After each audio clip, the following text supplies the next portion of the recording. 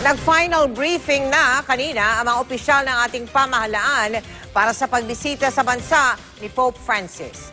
Tinalakay rin ang mga paghahanda sa bagyong Amang. Nakatutok si Marisol Abduraman.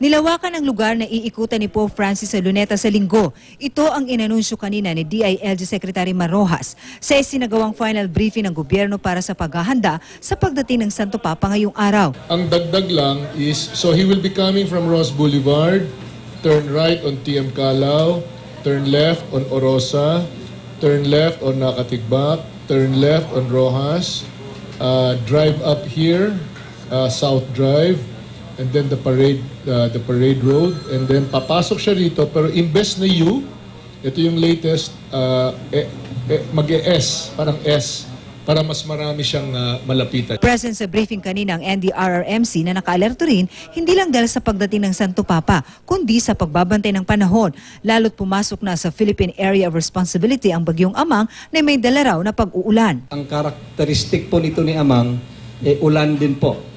Hindi ganoon kalakasan yung kanyang hangin, ngunit kahit hindi siya maglandfall, aabutin po ng kanyang rain band yung lugar, particularly Eastern Visayas at Bicol. Handa naman daw ang gobyerno, bagaman ang Santo Papa pa rin daw ang masusunod. Kung sabihin ni Pope tuloy ang misa, nandyan ang buong pamahalaan, and I'm sure nandyan ang buong sambayanan na suportahan ng desisyon ng Pope. Nakahanda rin daw sila sakali may biglang puntahan na lugar ang Santo Papa na wala sa kanyang orihinal na schedule.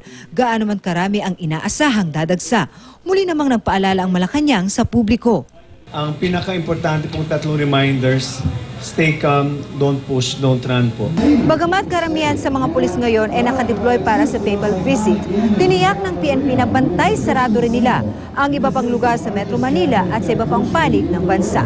Kailangan naman natin yung tulong sa everyone para ma-preempt natin. Kasi opportunity ito pag may nakita tayong bag na sa loob ng sasakyan, binabasag yung sasakyan. Para sa anumang emergency, tumawag sa PNP Hotline 0917-847-5757 o sa 117. Marisol Abduraman, nakatuto 24 oras.